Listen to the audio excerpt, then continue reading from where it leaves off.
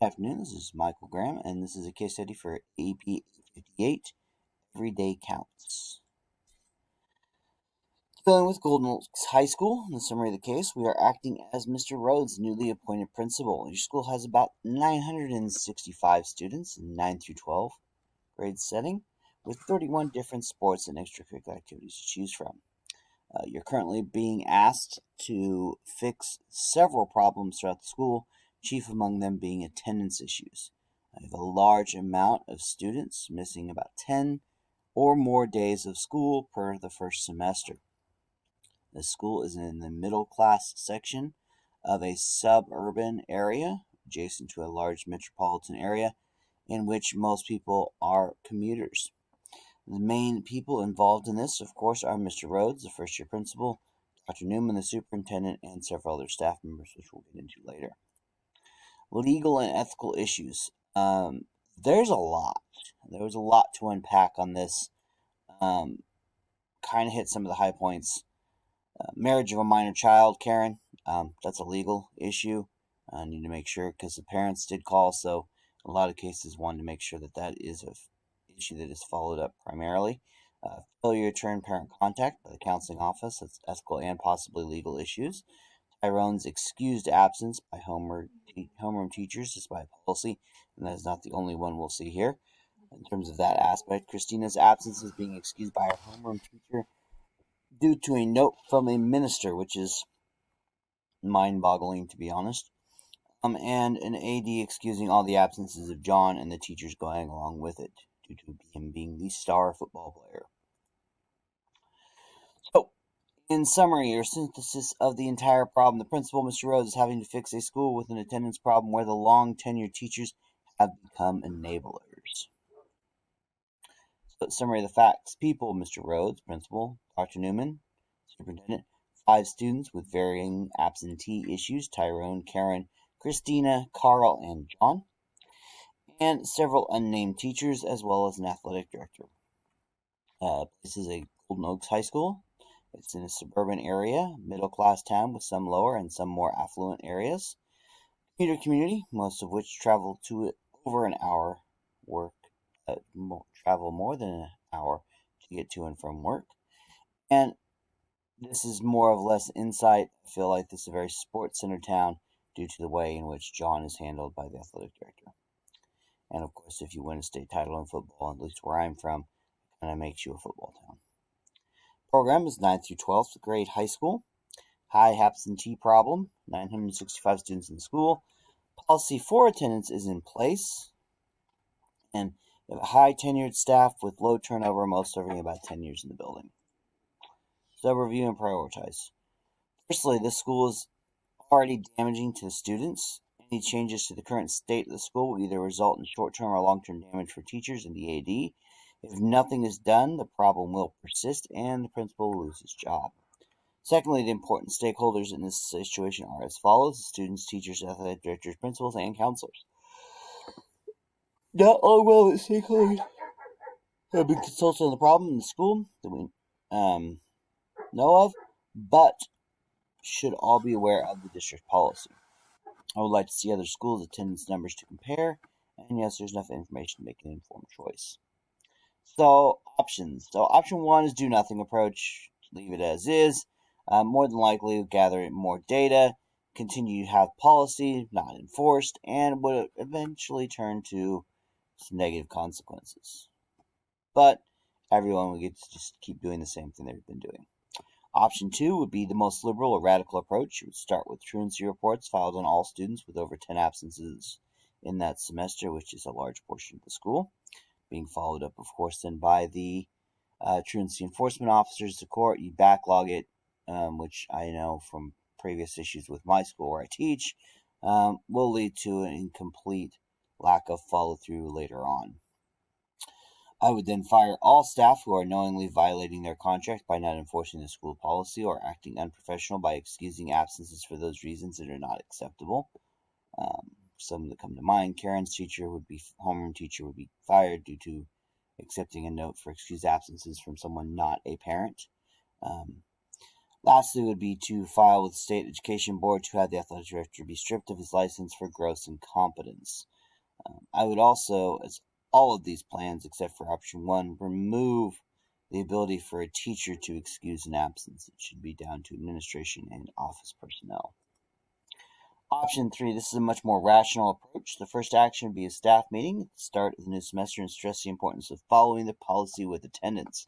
This kind of acts as your warning. Then there would be one-on-one meeting with the staff members directly tied to the 5 cases put forth in this case. After the discussion, I would check in weekly with their attendance and post grades to make sure that this is being handled, and that if students are missing over those 10 days, then their policy is being enforced by punishing them with losing points and their daily points total. I would also remove the teacher's option, as I mentioned earlier, for an excused absence of what is and what is not, and make sure that that is being followed by office personnel.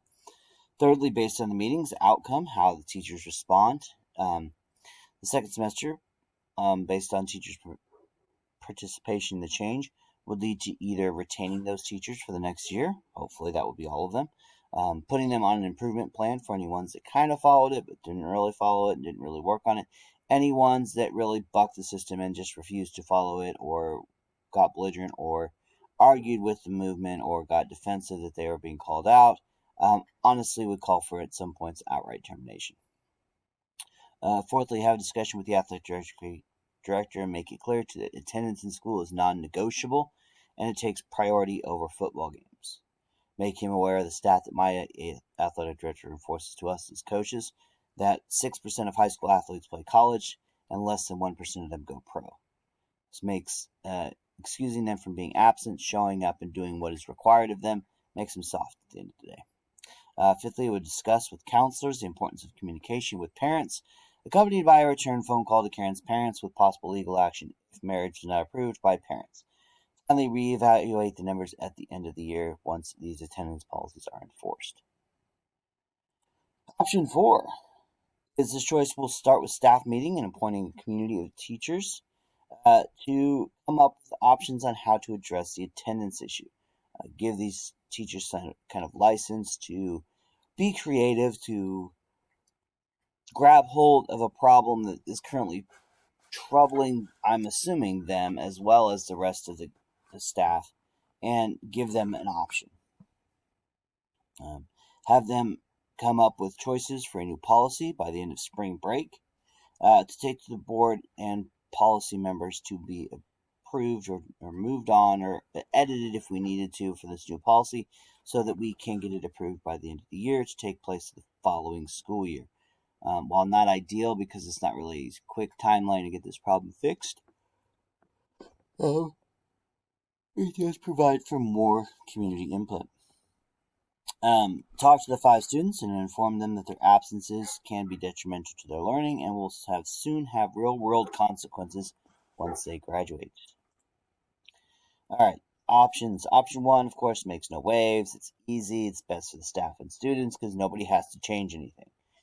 Leaves you open for lawsuits, bad for your career, nothing will change, and is somewhat what I would consider the lazy approach.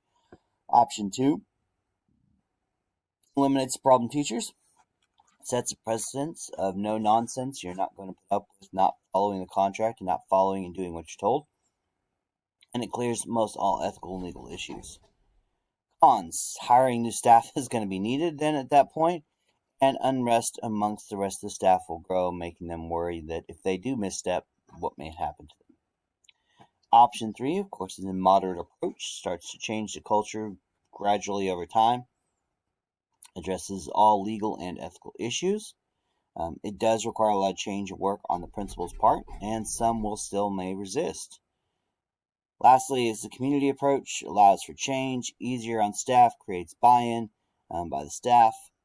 Unfortunately, there's no immediate action, no guarantee of change, and you may not get time to act on it because it may not be viewed from administration higher up, but that's actually you trying to change it.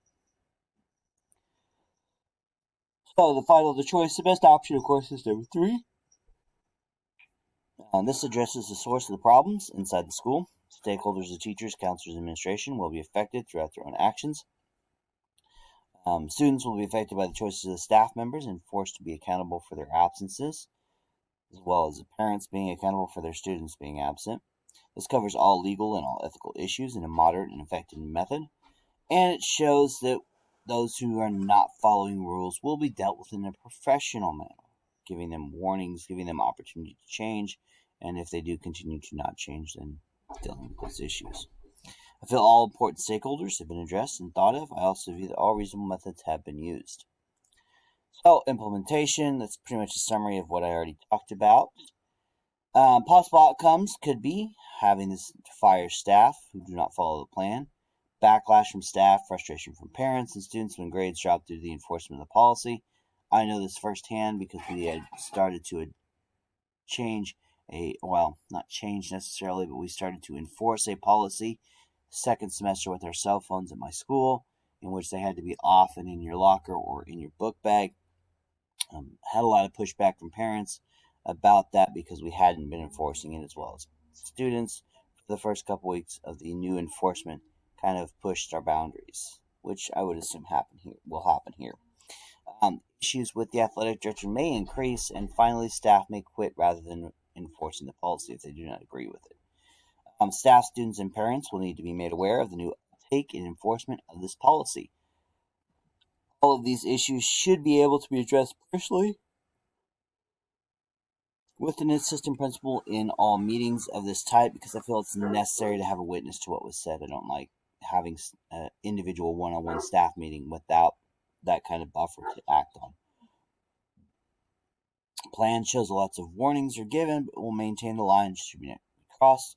And if this plan is not successful by the end of the year, we'll move to option 4 and form a committee to study the results and have that new policy. Thank you for your time, guys, and have a great day.